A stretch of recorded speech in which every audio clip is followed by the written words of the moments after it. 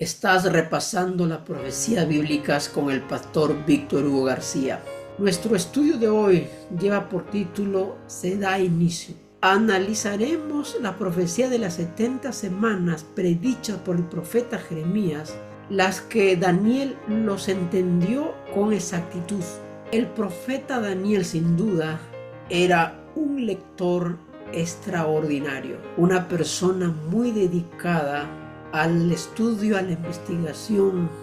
Por esa razón, él entendió la profecía de las 70 semanas. El profeta Jeremías, bajo la inspiración divina, había prometido que después de las 70 semanas, Dios se encargaría de hacer retornar a los judíos a sus hogares. Esto nos permite recordar que Daniel vivió en Babilonia hasta el año primero del rey Ciro, año 538 o 537 antes de Jesucristo.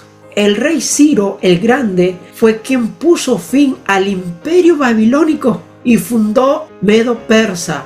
A muchos les pareció que Ciro decía y hacía lo correcto. Siglos después de su muerte prematura, en todo el Medio Oriente se lo consideraba una especie de hombre ideal, un Bolívar, un San Martín de los latinoamericanos, un George Washington o un Abraham Lincoln en los Estados Unidos. En Isaías 44:28 y 45:1 encontramos referencias positivas acerca de Ciro.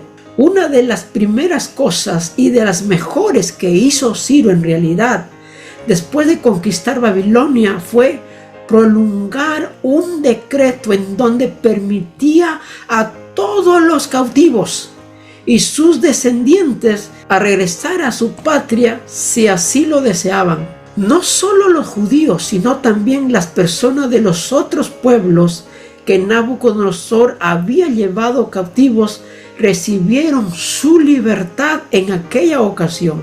Ciro decidió devolver los dioses que Nabucodonosor había llevado a Babilonia. Se le reconoce a este monarca, a este conquistador Ciro el Grande, en la historia como uno de los personajes sobresalientes de los derechos humanos. Ciro es conocido en la historia como uno de los personajes que dio inicio a los derechos humanos. Ciro decidió devolver a todos los dioses que Nabucodonosor había llevado. Cuando Nabucodonosor llevó cautivo a los judíos, junto a ellos llevó los utensilios. Claro que no llevó al Dios de los hebreos, porque el Dios de los hebreos no es un objeto. El Dios de los hebreos es el creador del universo y está en todo lugar. Y por lo tanto, hizo devolución, les devolvió los utensilios sagrados y la promesa de la reconstrucción del templo de su Dios. Ciro decidió devolver todos los dioses que Nabucodonosor había llevado. En el caso de los judíos, que por supuesto no tenían imágenes de Dios, esto significaba la devolución de los sagrados utensilios del templo, incluso la promesa de su reconstrucción a cargo del Estado. El año primero del rey Ciro fue un año memorable para todos los pueblos cautivos y sus dirigentes religiosos. Debió de haber sido maravilloso vivir lo suficiente como para llegar al primer año de Ciro. El profeta de Dios era de avanzada edad. En realidad, Daniel vivió más que eso. La fecha de su última visión es el año tercero del rey Ciro, cuando debió de haber tenido unos 87 años. En esa última visión, Dios prometió a Daniel que sus escritos serían bien comprendidos. Serían muy bien comprendidos en el tiempo del fin.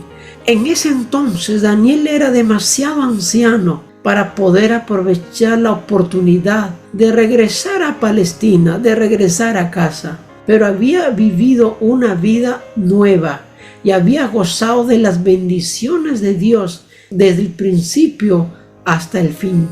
Recibió la reconfortante seguridad que el libro que Dios le había inspirado daría tanto consuelo a los seres humanos a través de los siglos y sería particularmente apropiado para las generaciones que habrían de vivir en los días finales de la historia de la humanidad.